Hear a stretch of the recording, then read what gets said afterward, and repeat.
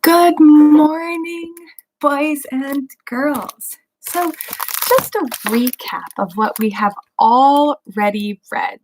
So the last chapter, chapter 12, was called The Mirror of Erised. And Harry Potter, Ron, discovered a mirror that shows them their most desperate, deepest heart desire. So Harry saw his family, and Ron saw himself being better than all of his brothers. Professor Dumbledore saw them and told Harry, don't go looking for the mirror anymore. All right, chapter 13, Nicholas Flamel. Dumbledore had convinced Harry not to go looking for the Mirror of Erised again. And for the rest of the Christmas holiday, the invisibility cloak stayed folded at the bottom of his trunk. Harry wished he could forget what he'd seen in the mirror as easily, but he couldn't. He started having nightmares. Over and over again, he dreamed about his parents disappearing in a flash of green light, while a high voice cackled with laughter. You see, Dumbledore was right. That mirror could drive you mad, said Ron when Harry had told him about these dreams. Hermione, who came back the day before term started, took a very different view of things. She was torn between horror at the idea of Harry being out of bed, roaming the school 3 nights in a row, if Filch had caught you, and disappointed that they had not found out more about Nicholas Flamel. They had almost given up hope of ever finding Flamel in a library book, even though Harry was still sure he had read the name somewhere. Once term had started, they were back to skimming through books for 10 minutes during their breaks.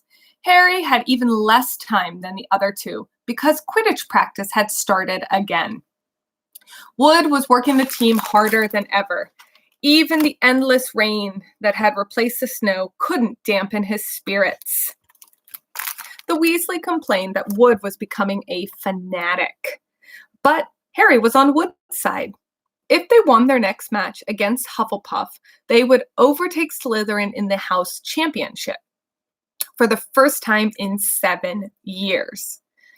Quite apart from wanting to win, Harry found out that he had fewer nightmares when he was tired out after training. Then, during one particularly wet and muddy session, Wood gave the team a bit of bad news.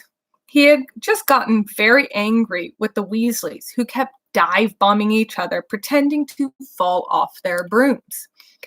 "Will you stop messing around?" he yelled. "That is exactly the sort of thing that will lose us the match.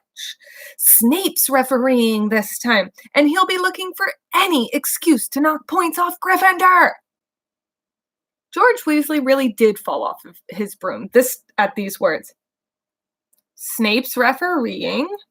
he spluttered through a mouthful of mud. "When's he refereed a Quidditch match? He's not going to be fair if we overtake Slytherin." The rest of the team landed next to George to complain. "It's not my fault," said Wood. "We just have to make sure we play a clean game so that Snape has no excuse to pick on us." Which was all very well, thought Harry, but he had another reason for not wanting Snape near him while he was playing Quidditch. The rest of the team hung back to talk to one another as usual at the end of practice. But Harry headed straight back to the Gryffindor common room, where he found Ron and Hermione playing chess. Chess was the only thing Hermione ever lost at, something Harry and Ron thought was very good for her. "Don't talk to me for a moment," said Ron when Harry sat down next to him. "I need to concentrate." He caught sight of Harry's face. "What's the matter? You look terrible." Speaking quietly so that no one else would hear, Harry told the other two about Snape's sudden, sinister desire to be a Quidditch referee. "Don't play," said Hermione at once. "Say you're ill," said Ron. Pretend to break your leg. Really break your leg, said Ron. I can't. There isn't a reserve speaker. There isn't a reserve seeker. If I back out now, Gryffindor won't be able to play at all. At that moment, Neville toppled into the common room. How he had managed to climb through the portrait hole with his legs stuck together was anyone's guess. They had been stuck together with what they recognized at once as a leg locker curse. He must have bunny hopped all the way to the Gryffindor Tower. Everyone fell over at once, except Hermione, who leapt up and tried and performed the counter curse. Neville's legs sprang apart and he got to his feet, trembling. What happened? Hermione asked him, leading him over to sit with Ron and Harry. Malfoy, said Neville shakily. I met him outside the library, and he said he's been looking for someone to practice on. Go to Professor McGonagall, Hermione urged Neville. Report him. Neville shook his head. I don't want any more trouble, he mumbled. You've got to stand up to him, Neville. He's used to walking all over people, said Ron. But that's no reason to lie down in front of him and make it easier. There's no need to tell me I'm not brave enough to be in Gryffindor. Malfoy's already done that, Neville choked. Harry felt in his pocket of his robes and pulled out a chocolate frog, the very last one from the box Hermione had given him for Christmas. He gave it to Neville, who looked as though he was about to cry. Neville's lips twitched in a weak smile as he unwrapped the frog. Thanks, Harry.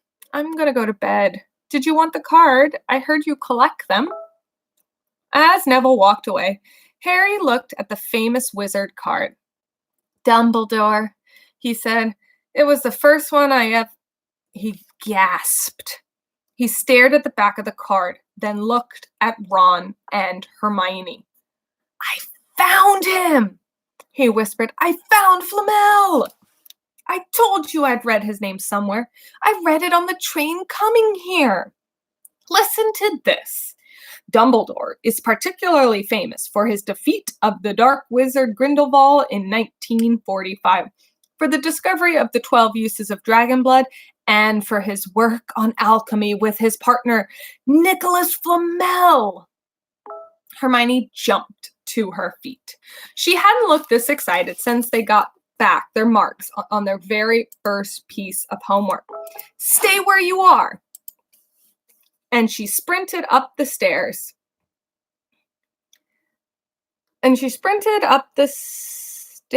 Sorry, I lost my spot.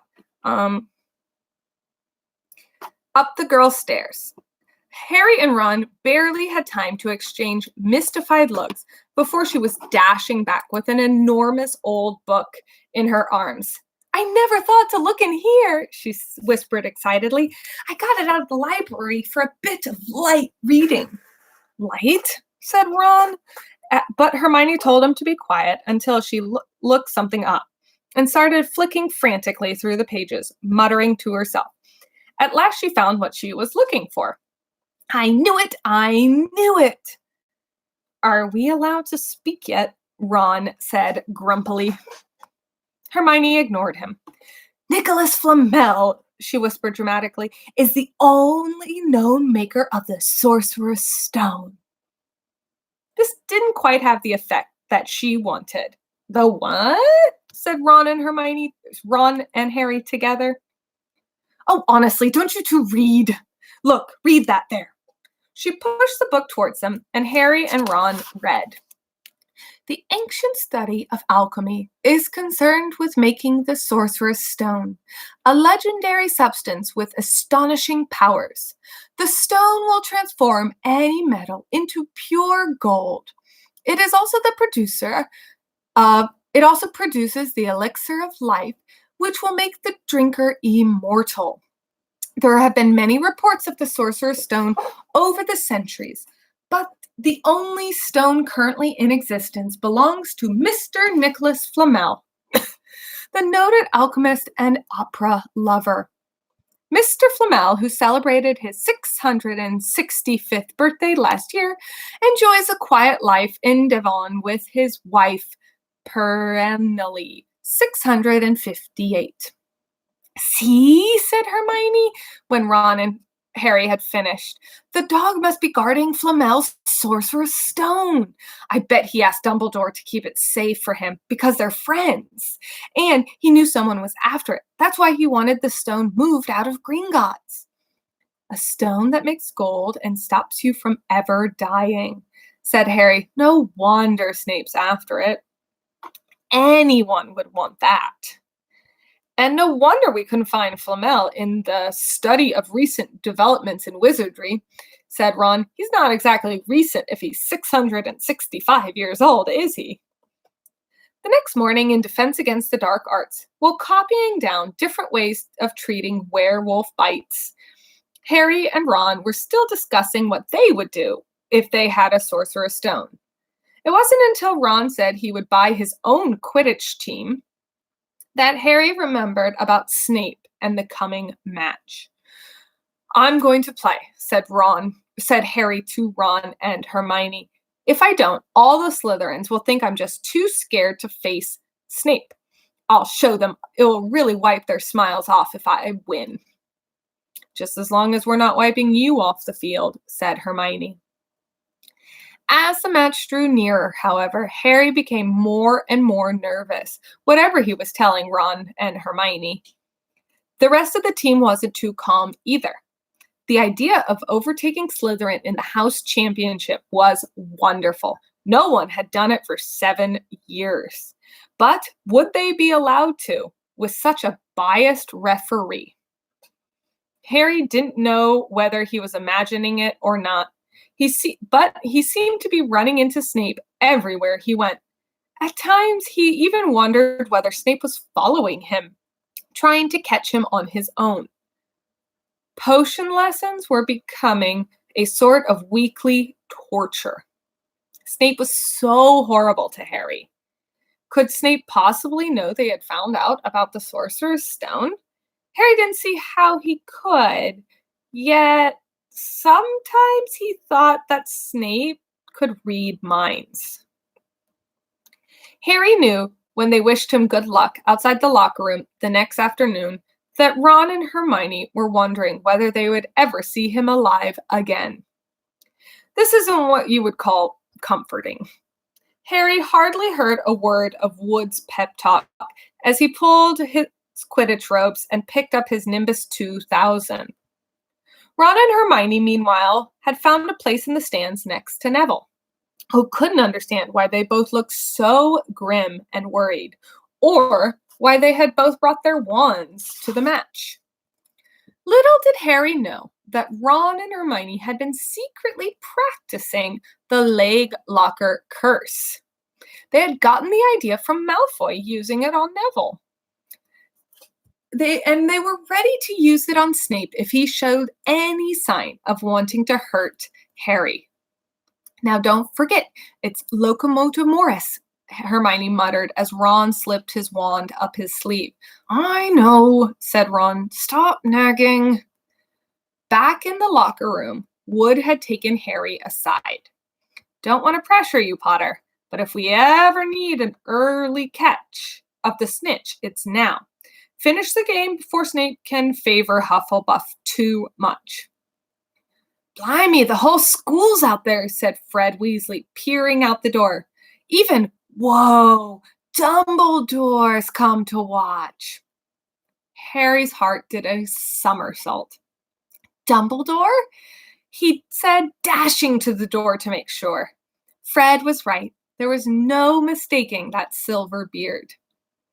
Harry could have laughed with relief. He was safe. There was simply no way that Snape would dare to try to hurt him if Dumbledore was watching.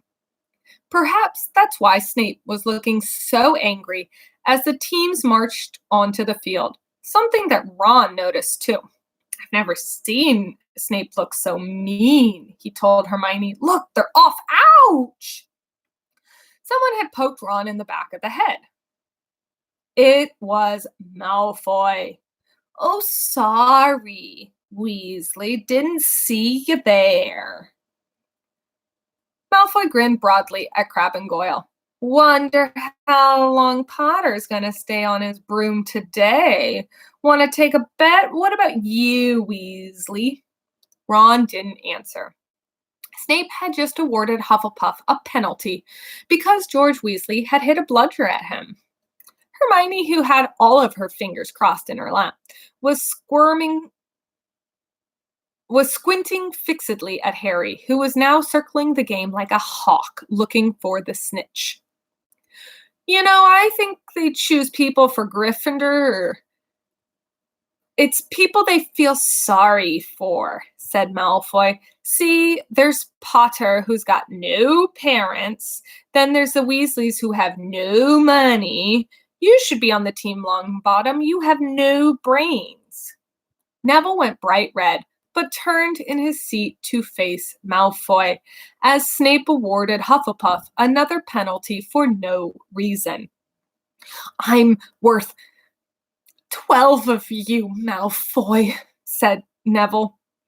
Malfoy, Crabbe, and Goyle howled with laughter, but Ron, still not daring to take his eyes off the game, said, You tell him, Neville. Longbottom, if brains were gold, you would be poorer than the Weasleys. And that's saying something. Ron's nerves were already stretched to the breaking point with anxiety about Harry. I'm warning you, Malfoy, one more word. Ron, said Hermione suddenly. Harry! What? Where? Harry had suddenly gone into a spectacular dive, which drew gasps and cheers from the crowd. Hermione stood up, her fingers crossed in her mouth, as Harry streaked towards the ground like a bullet. You're in luck, Weasley. Potter has obviously spotted some money on the ground, said Malfoy. Ron snapped. Before Malfoy knew what was happening, Ron was on top of him, wrestling him to the ground. Neville hesitated, then clambered over the back of his seat to help. Come on, Harry! Hermione screamed, leaping onto her seat to watch as Harry sped straight at Snape. She didn't even notice Malfoy and Ron rolling underneath her seat, or the scuffles and yells coming from the whirl of fists that was Neville, Crabbe, and Goyle. Up in the air, Snape turned on his broomstick just in time to see something scarlet shoot past him, missing him by inches. The next second, Harry had pulled out of his dive, his arm raised in triumph, the snitch clasped in his hand. The stands erupted. It had to be a record. No one could remember the snitch being caught so early on in the match. Ron, where are you? The game's over. Harry's won. We've won. Gryffindor is in the lead, shrieked Hermione, dancing up and down on her seat and hugging Parvati Patil in the row in front. Harry jumped off his broom a foot off the ground. He couldn't believe it. He had done it. The game was over. It had barely lasted 5 minutes. As Gryffindors came spilling onto the field, he saw Snape land nearby, white-faced and tight-lipped. Then Harry felt a shoulder on his hand, looked up into Dumbledore's smiling face. Nice, said Dumbledore quietly so that only Harry could hear. Well done. It's good to see you haven't been brooding about that mirror. Keeping busy. Excellent, excellent. Snape spat bitterly on the ground. Harry left the locker room sometime later to take his Nimbus 2000 back to the broom shed.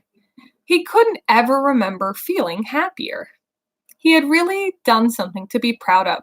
Now, no one could say he was just a famous name anymore. The evening air had never smelt so sweet. He walked over the damp grass, reliving the last hour in his head, which was a happy, happy blur. Gryffindors running to lift him up onto their shoulder, Ron and Hermione in the distance jumping up and down, Ron cheering through a heavy nosebleed. Harry had reached the shed and leaned against the wooden door and looked up at Hogwarts, with its windows glowing red in the setting sun. Gryffindor was in the lead. He had done it. He had shown Snape. And speaking of Snape, a hooded figure came swiftly down the steps of the castle, clearly not wanting to be seen. It walked as quickly as possible to the Forbidden Forest. Harry's victory faded from his mind as he watched. He recognized the figure's prowling walk. Snape, sneaking into the forest while everyone else was at dinner. What was going on? Harry jumped back on his Nimbus 2000 and took off. Gliding silently over the castle, he saw Snape enter the forest at a run. He followed. The trees were so thick he couldn't see where Snape had gone. He circled in lower and lower, brushing the top branches of the trees until he heard noises. He glided silently towards them and landed noiselessly in a towering tree. He climbed carefully along one of the branches, holding tight to his broomstick, trying to see through the leaves. Below, in a shadowy clearing, stood Snape. But he wasn't alone. Quirrell was there, too. Harry couldn't make out the look on his face, but he was stuttering worse than ever. Harry strained to catch what they were saying. Don't know why you wanted to meet here of all places, Severus. Oh, I thought we'd keep this private, said Snape, his voice icy. Students aren't supposed to know about the Sorcerer's Stone after all. Harry leaned forward. Quirrell was mumbling something. Snape interrupted him. Have you found a way to get past? Oh, have you found a way to get past Hagrid's beast yet? But Severus, you don't want me as your enemy, Quirrell, said Snape, taking a step towards him. I don't know what you mean. Oh, you perfectly know well what I mean. A owl hooted loudly, and Harry nearly fell out of the tree. He steadied himself in time to hear Snape say, "Your little hocus pocus, I'm waiting." But I did very well, Snape cut in. We will have another little chat soon, when you've had time to think things over and decide where your loyalties lie. He threw his cloak over his head and strode out of the clearing. It was almost dark now, but Harry could see Quirrell standing quite still as though he was petrified. "Harry, where have you been?" Hermione squeaked. We won, shouted Ron, thumping Harry on the back. And I gave Malfoy a black eye, and Neville tried to take on Crabbe and Goyle single-handedly. He's still out cold. But Madame Pomfrey says he'll be all right. Talk about showing Slytherin. Everyone's waiting for you in the common room. We're having a party. Fred and George stole some cakes and stuff from the kitchen. Never mind that now. Never mind, Harry said breathlessly. Let's find an empty room. Wait till you hear this. He made sure Peeves wasn't inside before shutting the door behind him. Then he told them everything he had seen and heard. So we were right. It is the Sorcerer's Stone, and Snape's trying to force Quirrell to help him get it. He asked if he knew how to get past Fluffy, and he said something about Quirrell's hocus pocus. I reckon there are other things guarding the stone apart from Fluffy. Loads of enchantment. Probably, and Quirrell would have done some anti-dark art spell that Snape would need to break through. So you mean this stone is only safe as long as Quirrell stands up to Snape? Said Hermione in alarm. It'll be gone by Tuesday, said Ron. All right, that's the end of chapter 13. Our next chapter, which we will start tomorrow at 10:30, is called Norbit, the Norwegian Ridgeback. I hope you enjoyed, and I will see you soon.